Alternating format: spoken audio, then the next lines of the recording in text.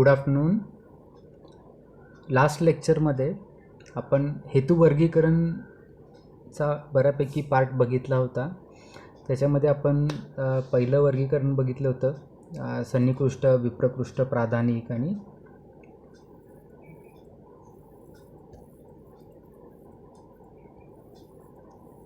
व्यभिचारी.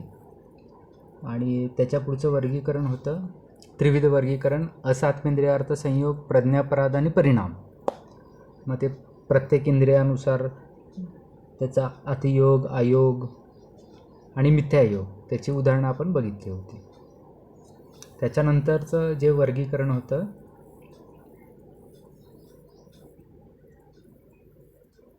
ते आहे दोष हेतू, व्याधी हेतू आणि उभय हेतू. ह्याचं सुद्धा आपण स्पष्टीकरण लास्ट लेक्चरला बघितलं होतं. त्याच्यानंतर आपण हेतूंचं द्विविध वर्गीकरण बघितलं होतं, म्हणजे उत्पादक हेतू आणि व्यंजक हेतू. हे पण आपलं बघून झालं होतं. आणि आता आपल्याला त्याच्या पुढचा पार्ट कंटिन्यू करायचा आहे. तर त्या वर्गीकरणामधला जो पुढचा शेवटचा पार्ट आहे, शेवटचं वर्गीकरण जे आहे ते आहे द्विविध वर्गीकरण. याच्यामध्ये दोन प्रकारे त्याचं टाइप्स केलेले आहेत.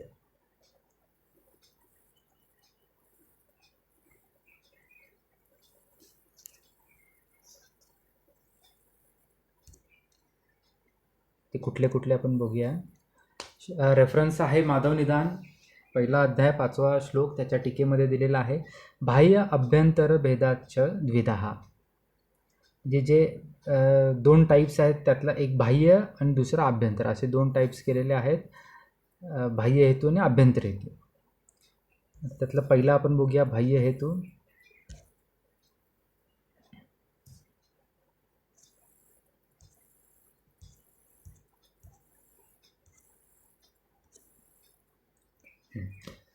तत्र बाह्या आहार आचार कालादया, म्हणजे जे बाह्य हेतू आहेत, बाह्य आणि अभ्यंतर हे जे द्विविध वर्गीकरण आहे हेतूंचं, त्याच्यामधले जे बाह्य हेतू आहेत तर ते कुणाला बाह्य हेतू म्हणायचं, तर जे आहार विहार आणि कालादी हेतू आहेत, ज्यांच्या सेवनामुळं दोष प्रकोपित होतात. म्हणजे व्याधी उत्पत्ती होण्याच्या आधी काय होणार, दोषदृष्टी होणार. त्या दोषदृष्टीसाठी जे कारणीभूत घटक आहेत, मग स्पेसिफिक प्रकारचा आहार असेल, विहार असेल, किंवा ऋतू, विशिष्ट प्रकारचं ऋतू त्यासाठी कारणीभूत असेल, तर ह्या सगळ्या हेतूंना, हे म्हणजे हे काय, शरीराच्या बाहेरचे हेतू आहेत, एक्सटर्नल फॅक्टर्स आहेत, त्यामुळे त्यांना बाह्य हेतू म्हटलेलं आहे, ज्याच्या सेवनामुळे दोष प्रकोपित होतात. मग त्याच्यात पण कुठला दोष प्रकोपित करतात त्याच्यानुसार त्याचं परत सबटाईप्स केलेले आहेत किंवा त्याची उदाहरणं दिलेली आहेत. आता वादप्रकोपक हेतू आहेत, त्याच्यामध्ये अतिव्यायाम आहे, अपतर्पण आहे, प्रपतन म्हणजे पडणे आहे, भंग, अस्थिभंग, क्षय, रात्री जागरण करणे, वेगांचं विदारण करणे, अतिशोक, शैत्य, अतिभय, अतिवृक्ष, क्षोभ, कषाय, तिक्त, कटू, रसात्मक आहारद्रव्यांचं सेवन करणे, वर्षा ऋतूमधील जे वातावरण आहे तो सुद्धा आपण इथे हेतू म्हणून कन्सिडर करू शकतो. किंवा जो काल सांगितलेला आहे, अन्नपचनानंतरचा वाताचा काल सांगितलेला आहे, शेवटचा काळ, अंत, तर तो काळ, किंवा दिवसाचा शेवटचा काळ म्हणजे संध्याकाळ. तर अशा प्रकारे हे सर्व जे हेतू आहेत हे वातप्रकोपक हेतू आहेत. त्याचप्रमाणे पित्तप्रकोपक हेतू पण सांगितलेले आहेत, कटू, आम्ल, लवण, रसात्मक आहारद्रव्य, उष्ण, विदाही, तीक्ष्ण असा गुणांचा आहार, अतिक्रोध, जास्त उपवास करणे, स्त्री संपर्क किंवा मैथुन, अतिमैथुन, तिळ, अतसी, दही, सुरा, शुक्त, आरनाल ह्यांचं सेवन करणे. त्यानंतर जेवणाचा जो पित्ताचा स्पेसिफिक काळ सांगितलेला आहे तो मध्यकाल आहे, पचनाचा जो पचन काळ आहे जेवणाचा, त्याच्यामधला जो मध्यकाल आहे त्याच्यामध्ये पित्ताचा प्रकोप होतो. तसेच ऋतूंमध्ये शरद ऋतू आहे, ग्रीष्म ऋतू आहे, आणि दिवसाच्या ह्याच्यामध्ये दुपारचा वेळ आहे आणि मध्यरात्र आहे. तर ह्या काळामध्ये पित्ताचा प्रकोप होतो, त्यामुळे ते पित्त प्रकोपक हेतू आहे.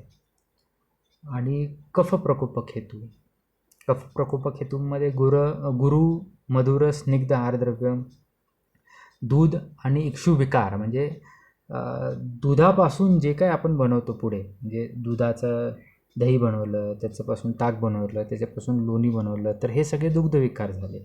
इक्षुविकार म्हणजे काय की ऊसापासनं ऊस, इक्षू म्हणजे मग ऊसापासनं ऊसाचा रस बनवला, मग ऊसाच्या रसापासून तुम्ही काकवी बनवा, म्हणजे गूळ बनवा, काकवी बनवा किंवा साखर बनवा, तर हे सगळे इक्षुविकार झाले.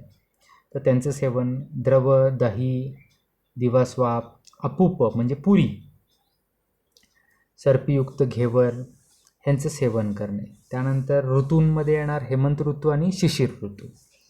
प्रातःकाल म्हणजे पहाटेचा वेळ आणि भोजनोत्तर पचनाचा सुरुवातीचा काळ, म्हणजे कफाचा काळ सांगितलेला आहे, सगळीकडे सुरुवातीचा काळ आहे, म्हणजे दिवसाची सुरुवात, रात्रीची सुरुवात आणि भोजनानंतर पचनाच्या सुरुवातीला कफाचा प्रकोप होतो.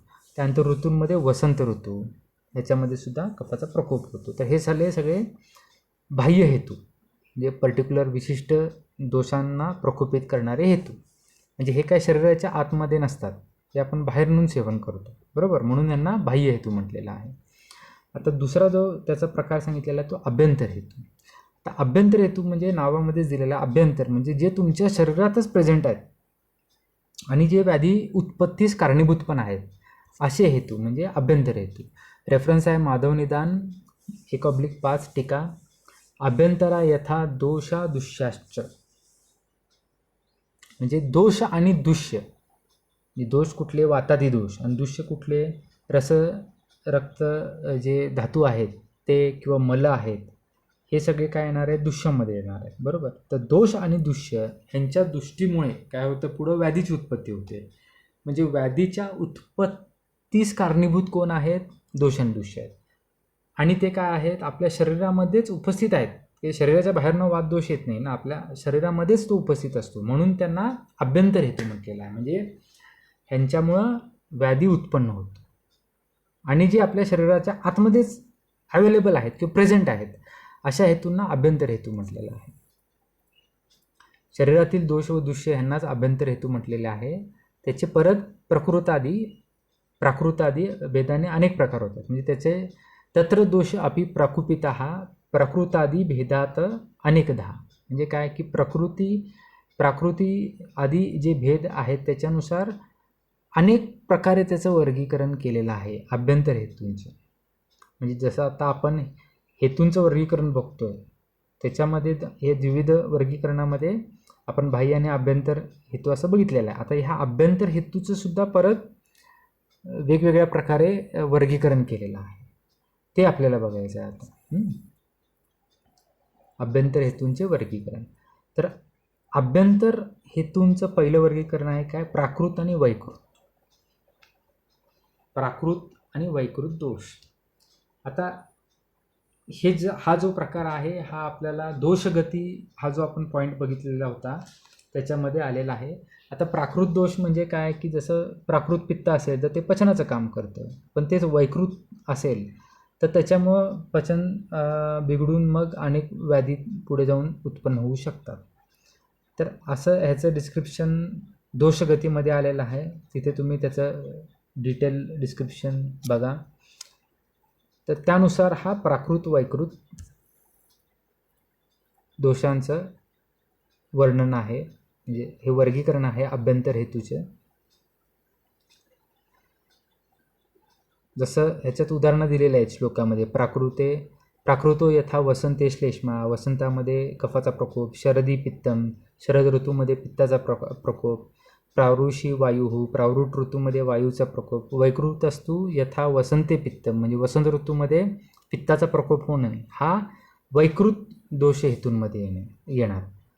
किंवा वायूचा प्रकोप होतो वसंत ऋतूमध्ये, वर्षा ऋतूमध्ये वायूचं सोडून कफा आणि पित्ताचा जर प्रकोप होत असेल तर त्याला वैकृत दोष हेतूमध्ये आपण समाविष्ट करणार आहे. तर अशा प्रकारे इथे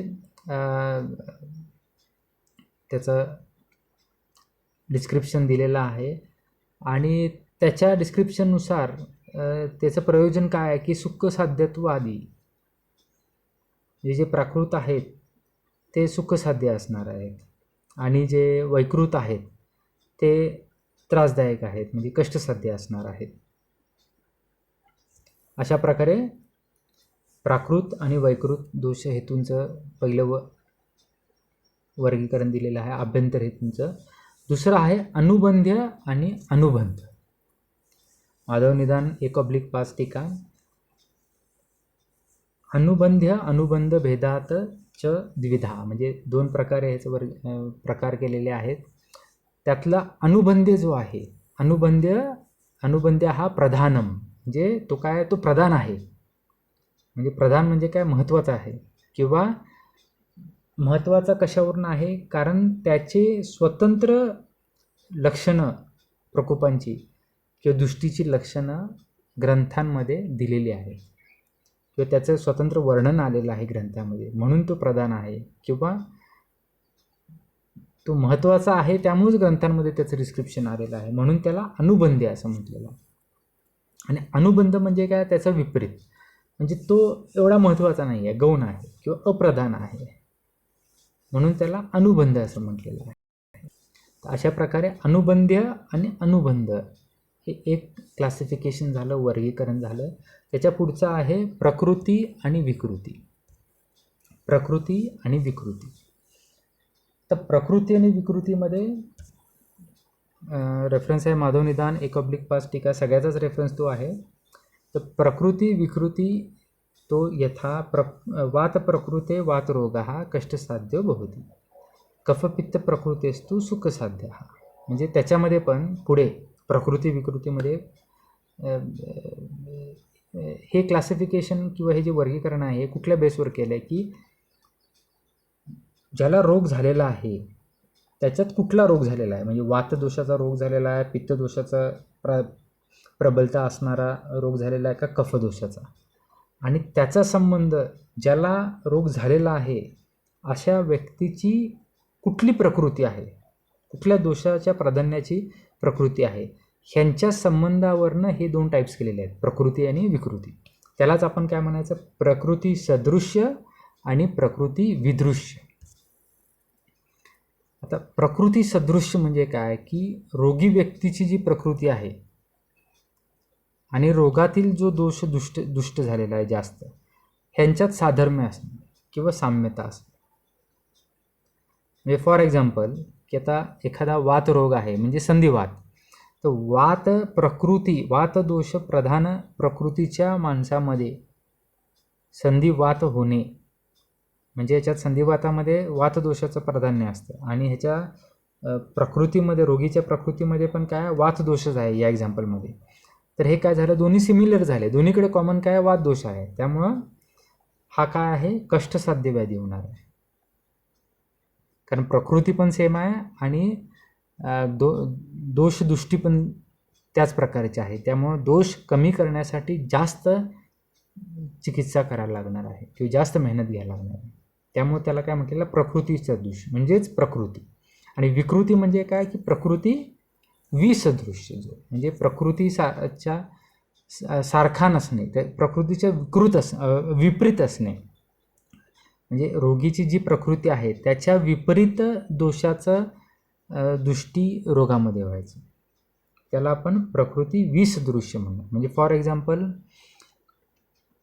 एखादा कफ प्रकृतीचा माणूस आहे आणि त्याच्यामध्ये वातदोष प्रधान रोग होणे, तर तो काय असणार आहे, तो कफ प्रकृतीचा म्हणजे दोषाची जी प्रकृती आहे त्या रोगी व्यक्तीची ती कफ दोष प्राधान्य असल्यामुळं त्याच्यात जर वातदृष्टी झाली तर ते लगेच कंट्रोल होऊ शकते, म्हणजे त्याला ट्रीटमेंट किंवा चिकित्सा जास्त द्यायला लागणार नाही, म्हणजे तो सुखसाध्य असणार आहे.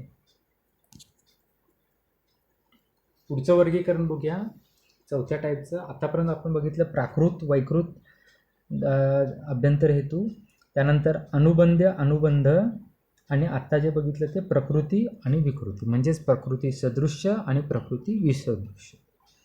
आता बघायचं 4था टाईप आशया अपकर्ष. रेफरन्स आहे माधव निदान 1/5 टीका. आशय अपकर्षतो यथा यदा स्वमान अस्थितम एव दोषम स्वआशयात कृष्य वायुः स्थानांतरम गमयति तदा स्वमानस्थ अपि सविकारम जनयति. म्हणजे इथं काय आहे की नावाप्रमाणे आहे आशय अपकर्ष. आशय म्हणजे काय की स्थान, म्हणजे ज्या दोषाचं जे स्थान असेल त्याचं जे प्राकृत स्थान असेल ते.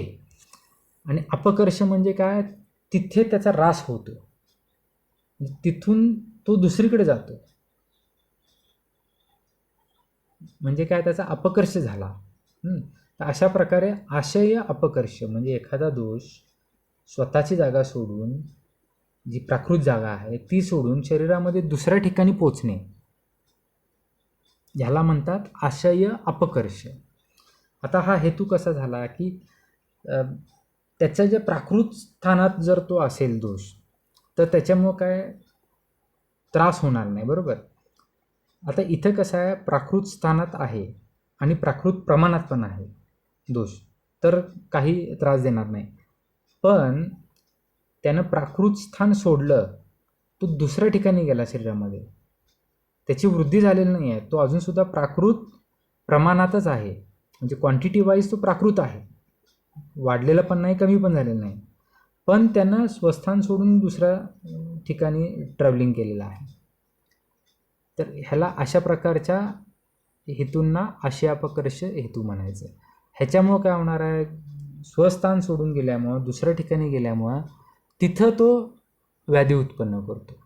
म्हणजे जो प्राकृत अवस्थेत आहे, प्रमाणात आहे, प्राकृत प्रमाणात आहे, पण स्वस्थान सोडून दुसरीकडे गेलेला आहे, त्याच्यामुळं जी लक्षणे उत्पन्न होतात किंवा त्याच्यामुळे पुढे जाऊन व्याधी उत्पन्न होतो, तर अशा हेतूंना आशयापकर्ष हेतू म्हणायचं. इथं काय होतं, एक दोष प्राकृत स्वरूपात असूनही, म्हणजे जो प्राकृत स्वरूपात आहे तो दुसऱ्या दोषामुळे, म्हणजे दुसरा म्हणजे मोस्टली कोण असणार आहे, ही कॅपॅसिटी कुणाच्यात आहे, तर वातदोषांमध्येच आहे.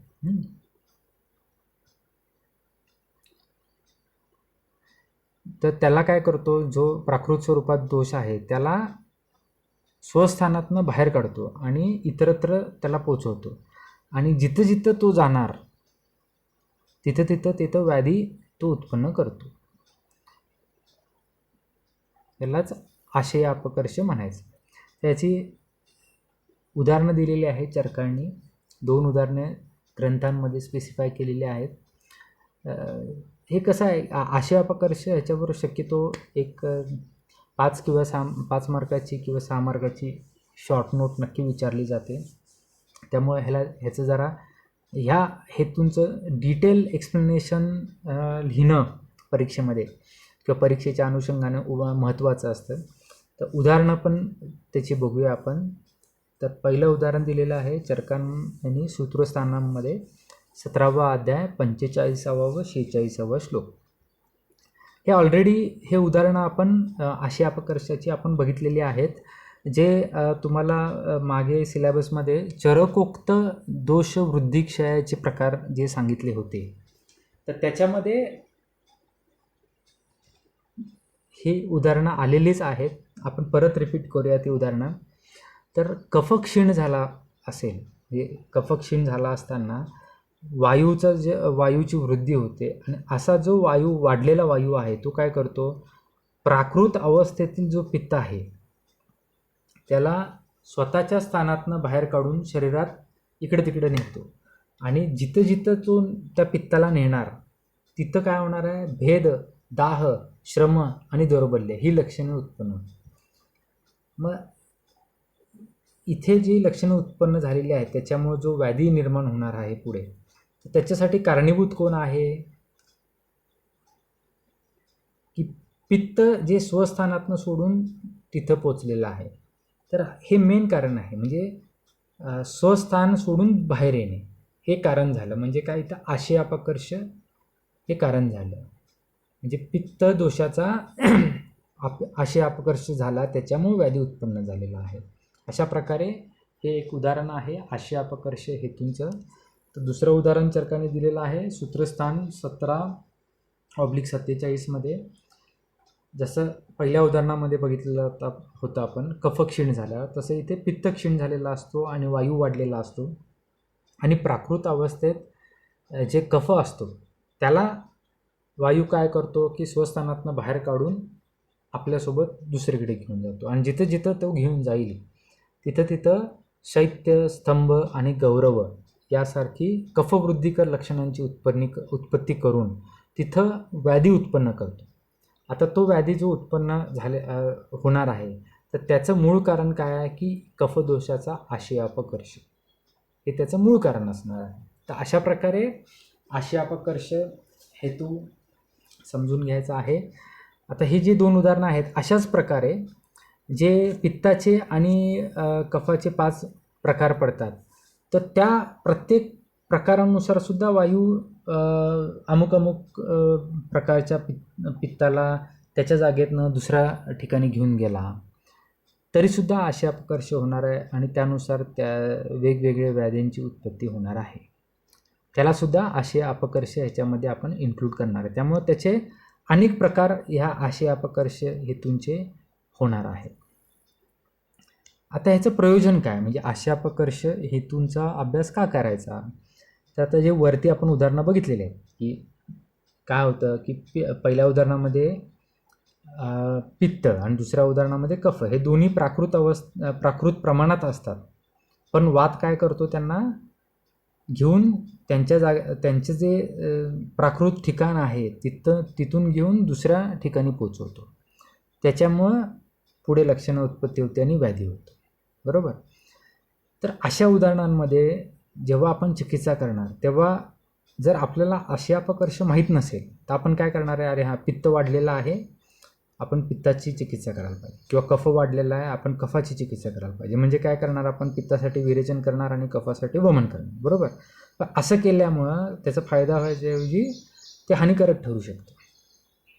म्हणजे मूळ आपल्याला काय करायला पाहिजे की हे कुणामुळे झालेलं आहे, वातानं त्यांना पित्ताला इकडून तिकडून नेलेलं आहे, वातानं कफाला इकडून तिकडून नेलेलं आहे. त्यामुळं आपल्याला चिकित्सा करताना काय करायला लागणार आहे, वातानुलोमन करायला लागणार आहे किंवा वात शमनाची चिकित्सा करायला लागणार आहे. म्हणजे बस्ती तुम्ही इथं केला तर तुम्हाला रिझल्ट मिळू शकतं किंवा तुम्हाला चिकित्सेचं फळ मिळू शकतं. बरोबर. तर अशा प्रकारे ह्या आशय अपकर्ष जे हेतू आहेत त्यांचं जर तुम्हाला नॉलेज असेल तर त्याचा योग्य उपयोग आपण करून चांगल्या प्रकारची चिकित्सा करू शकतो. तर असं झालं हे आशय अपकर्ष हेतू. पुढचं जे वर्गीकरण आहे ते गतिभेदाने अभ्यंतर हेतूंचे जे प्रकार केलेले आहेत. आता गतिभेदानं 3 प्रकार केलेले आहेत. हे आता ऑलरेडी आपण बघितलेलं आहे दोषगतीमध्ये क्षय, स्थान आणि वृद्धी हे 3 प्रकार केलेले आहेत. त्यानंतर दुसरं जे सब वर्गीकरण आहे, सब क्लासिफिकेशन आहे त्याच्यामध्ये त्यात ऊर्ध्व, अध आणि तिर्यक. आणि तिसरं जे सब क्लासिफिकेशन आहे ते कोष्ठ, शाखा, मर्म, अस्थि, संधी. तर हे 3 टाईपचं आपण जे आधी दोषगती ह्या सिलेबस पॉईंटमध्ये बघितलेलं आहे तर त्याचंच आपण इथे एक्सप्लेनेशन लिहायचं आहे, गतिभेदाने अभ्यंतर हेतूंचे प्रकार. आणि शेवटचा जो अभ्यंतर हेतूंचा प्रकार आहे तो सामनिराम. तर हे सुद्धा आपण बघितलेलं आहे. म्हणजे सामदोष, निरामदोष, सामधातू, निरामधातू, साममल, निराममल. तर ह्यांच्यामुळं व्याधी उत्पत्ती होते तेव्हा त्यांना त्याचं क्लासिफिकेशन कशामध्ये होणार, साम निराम हेतू. आता अशा प्रकारे आपण 6 प्रकारचे हे अभ्यंतर हेतूचे क्लासिफिकेशन बघितलेलं आहे. म्हणजे मूळ काय आहे, हेतूचं क्लासिफिकेशन आपण बघितलेलं आहे त्याचे वेगवेगळे. आणि आता शेवटला आपण द्विविध वर्गीकरण हेतूंचे बघितले, त्याच्यामध्ये बाह्य आणि अभ्यंतर होते. आणि अभ्यंतर हेतूंच्या वर्गीकरणामध्ये मग परत आपण त्याचे क्लासिफिकेशन हे 6 वेगवेगळ्या प्रकारे त्याचं क्लासिफिकेशन आपण बघितलेलं आहे. तर अशा प्रकारे हेतू ह्याचं वर्गीकरण पूर्ण संपलेलं आहे. आता फक्त त्याचा आपण शेवटचा जो पार्ट आहे म्हणजे त्याचं प्रयोजन, हेतूंचं प्रयोजन आणि महत्त्व ह्याचा अभ्यास केला की हेतू हा जो पॉईंट आहे हा आपला कंप्लीट होतो आहे. तर हेतूंचा अभ्यास का करायचा किंवा हेतूंचं ज्ञान तुम्हाला कशाला पाहिजे, तर एक म्हणजे सगळ्यांचं जे निदान पंचकाचं महत्त्व आहे किंवा प्रयोजन आहे ते तर हेतूंचं असणारच आहे. म्हणजे व्याधीचं ज्ञान हे एक हेतूचं प्रयोजन असणारच आहे, कारण ते निदान पंचकाचं पण प्रयोजन आहे. व्याधी त्याच्यामुळे माहीत होतो आपल्याला, आणि त्या निदान पंचकाचा एक घटक हा हेतू आहे, बरोबर. त्यामुळं तो जो उपयोग आहे तो असणारच आहे. कुठला तर व्याधी पहिलं आहे त्याच्यामध्ये व्याधी विनिश्चिती किंवा व्याधी निश्चितीकरणासाठी. म्हणजे काय की व्याधीचं ज्ञान तुम्हाला हेतूंमुळे मिळतं, तर त्याच्यामुळे तुम्हाला व्याधीचं ज्ञान मिळालं तर तुम्ही व्याधी निश्चय करू शकता. किंवा काही काही वेळेस काय होतं की लक्षणं आहेत आणि म्हणजे अनक्लिअर सिम्पटम्स आहेत, म्हणजे अगदी स्पेसिफिक एखादा व्याधी आहे असं तुम्ही म्हणू शकत नाही त्या लक्षणांवरनं. तर त्यावेळेस कुठला व्याधी आहे असा जेव्हा संदेह उत्पन्न होतो की हा आहे का तो आहे, असं जर आपल्याला वाटत असेल, तर त्यावेळेस व्याधी निश्चित कसं करणार आपण, तर त्याची हिस्ट्री घेणार आपण व्यवस्थित. आणि ती हिस्ट्री घेतल्यावर हेतू कुठला स्पेसिफिक आपल्याला सापडतो का बघायचं. म्हणजे फॉर एक्झाम्पल जर पांडुव्याधी असेल, पांडुव्याधीमध्ये जर दम लागणे किंवा छातीत म्हणजे धडधड होणे किंवा जो कलर आहे तो पेल पडणे, तर ही लक्षणं आहेत. पण ह्याच्यातली सगळीच लक्षणं दिसत नाही आहेत, एखाद दुसरंच लक्षण दिसतं आणि ते लक्षण दुसऱ्या पण व्याधीमध्ये असू शकतं. मग अशा वेळेस आपण व्याधी फिक्स कसा करणार, निश्चित कसा करणार, तर त्याची जर हिस्ट्री घेतली आणि आपल्याला त्याच्यामध्ये मृत्तिका भक्षण, मृद भक्षण किंवा माती खाण्याचा किंवा माती भक्षणाचा जर आपल्याला इतिहास सापडला, हिस्ट्री सापडली त्याच्यामध्ये, तर त्याच्यावरनं आपण काय डायग्नोज करू शकतो की नाही बाबा ह्याला पांडुव्याधी आहे असं आपण डायग्नोज करू शकतो. किंवा अगदी आत्ताचं एक्झाम्पल द्यायचं झालं तर आता फॉर एक्झाम्पल जे आजूबाजूच्या शहरांमध्ये आहेत, म्हणजे कोल्हापूरमध्ये आहेत किंवा जे नागपूरला आहेत, अमरावतीत असेल, अकोल्याला असेल, कोण जळगावला असेल, तर आता सध्या काय झालं आहे की हे जे कोविड-19चं पॅन्डेमिक चालू आहे, तर तिथं मुंबई आणि पुणे हे किंवा सोलापूर हे हॉटस्पॉट झालेले आहेत, बरोबर. आता तिथून जी लोक येत आहेत तर त्यांची टेस्टिंग सगळीकडे करायला लागलेत. आणि म्हणजे इथं काय आहे की इथं आता व्याधी निश्चितीसाठी हेतूचं प्रयोजन हे आपण बघायला लागलो आहे. तर त्याचं जे एक्झाम्पल आपण बघतो आहे हे कोविडचं, तर त्याच्यात कसं आहे की मुंबई म्हणजे रेड झोनमध्ये त्याचं वास्तव्य होतं, हा आपण हेतू पकडायचा. मग आता आपण काय करतो आहे की बाबा हा आलाय कुठून ह्याची हिस्ट्री घेतो आणि त्याच्यावरनं आपण निदान करतो, बरोबर, की बाबा ह्याला कोविड-19 असू शकतो. म्हणजे काय केलं आपण की हेतू बघितला पहिला, हेतूची हिस्ट्री घेतली. किंवा फॉर एक्झाम्पल आपण त्याच्या आधी त्याच्या आधी काय करत होतो, आत्ता सध्या आपण मुंबई पुण्यातनं आलेल्यांची टेस्टिंग करतो. बाबा म्हणजे हेतू सेवन आहे, मुंबई पुणे रेड झोनमध्ये ह्यांनी वास्तव केलेला आहे, हा हेतू सेवन केलेला आहे आणि त्याच्यावरनं आपण कोविडचा अंदाज करतो, व्याधीची निश्चिती करतो. म्हणजे भले टेस्ट आपण करूनच मग कन्फर्म करणार, पण क्लिनिकली आपण काय करतो की बाबा हा त्या एरियातनं आला आहे का, मग हा व्याधी असण्याची शक्यता जास्त आहे. अशा प्रकारे त्याचा उपयोग करून घेतला हेतू सेवनाचा.